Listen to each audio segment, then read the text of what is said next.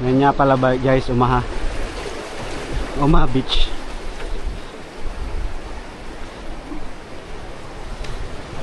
Sabi nung last time pumunta kami no, nagfi-fishing, ang laki nung ano niya, nung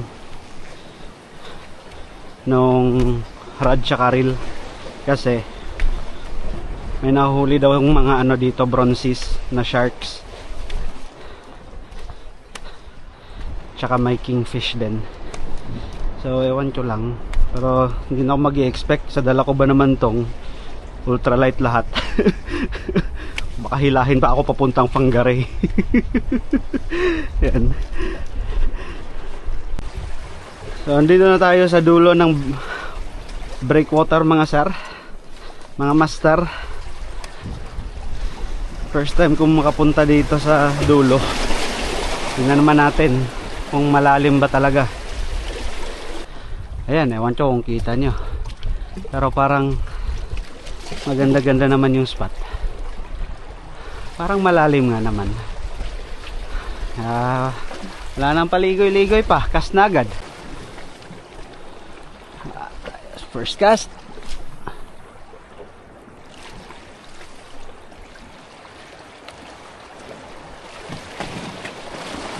Sana naman may isda dito.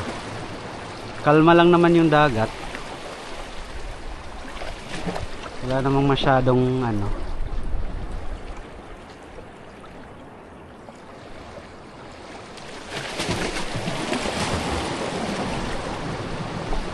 May bite. Hahay, may bite.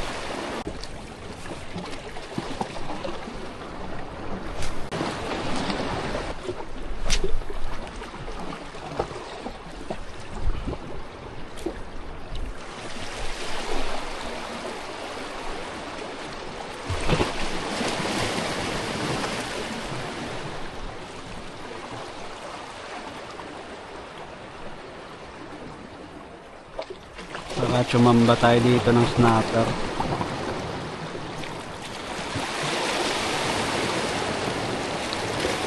Naanod talaga yung ano. Fish on, fish on, fish on. Wah! Hila! Gagi! Asan ka? Op! Huwag kang umalis! Op! Andyan lang siya. Asan ka ba? Kabel sinag ng araw. Op! Op! Op! Op!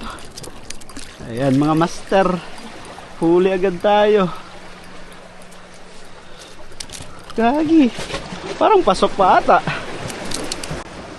Ayan. Oop. Maliit siguro to, pakawalan na lang natin. Actually ayoko mag-uwi ng isda sa bahay.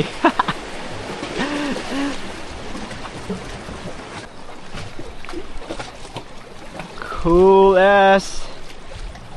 Bye.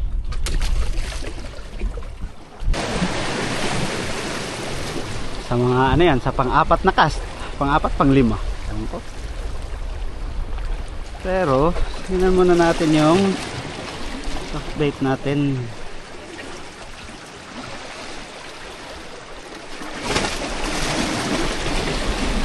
Kawawa yung snapper, tanggal yung mga kaliskis niya. Ayan, higit pa yung bait natin. Pag malaki talaga, iuwi natin. Pag malaki talaga. Pag hindi naman, laro-laro lang. Uy, agis mapit pa.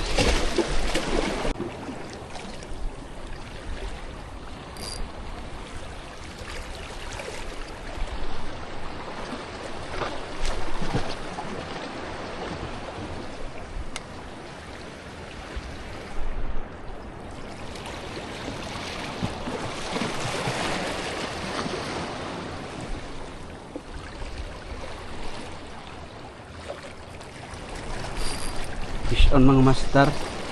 Fish on. Fish on. Fish on mga master. Hop.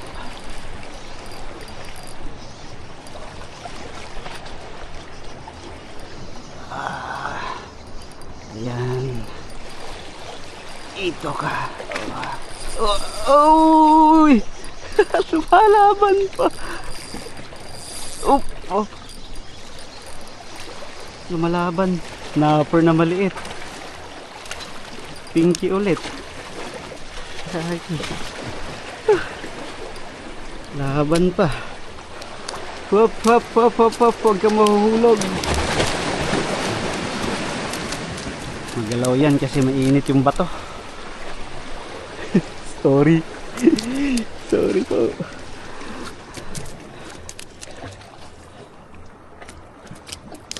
Yan. Maliit ulit. Siguro mga 27, 28. Below 30 lang. Pero syempre, laro-laro lang muna tayo.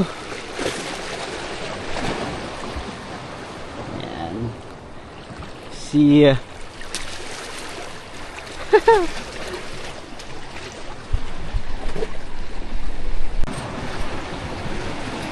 Pangatlong huli mga master. Ayan. Tapon natin.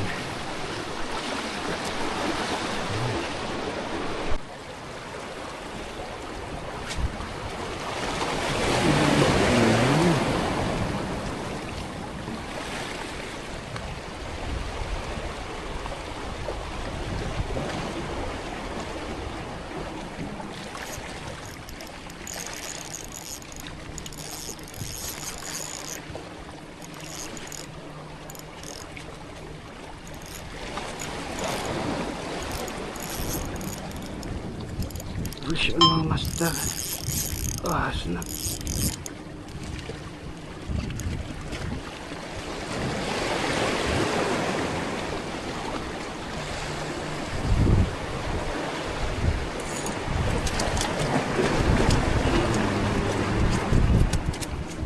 Ayos.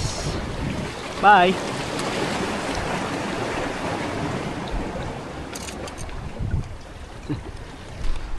Yun na si Hazel, oh. Ligo na. Lagi sana kagatin siya ng snapper.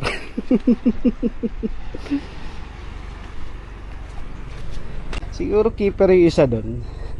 Parang pero borderline 30 lang din. Pag sobrang init kasi siguro pag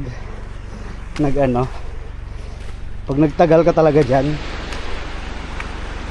kasi parang mga 1 hour 30 minutes to 1 hour lang ako nagkakast dun. Pero pag nagtagal ka siguro kakatsamba ka din ng malaki. Dito tayo mag fishing. Tapos mga misis nyo, dyan, picnic na lang dyan. Picnic sila dyan habang nagkakast tayo dun. Ayan, si Hazel ayun na, napakain na sa mga kaway. Ayan, ito yung set up namin dito sa Omaha.